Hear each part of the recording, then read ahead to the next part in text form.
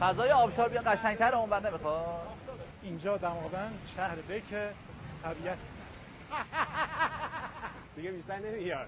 گردی دماوند حرف نداره. اینجا دماوند شهر مردم دوست داشتنی. دماوند خیلی خوش اومدید.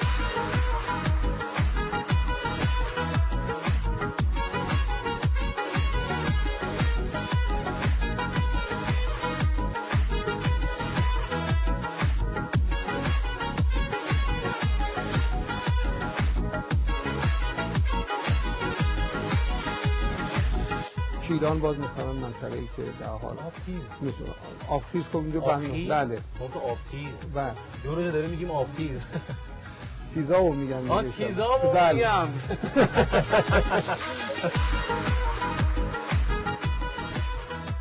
آقا نمیشه که رفت سر کار و صبحونه نخورد. اونم چی املت، اونم تو راه دماوند. به به جانم این املت تنها غذایی که فلان آقایون پسش برمیاد.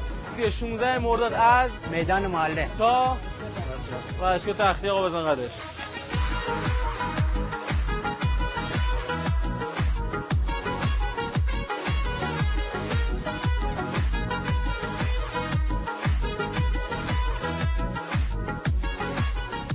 اصلا وقت نمیخوایم با خانواده بریم یه تفریحی بکنیم؟ سیاحتی خیلی کم.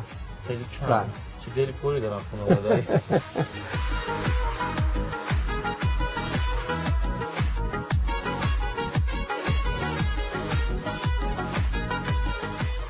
هزاران چشمه دارد کوه الوند، ندارد لذت آب دماوند.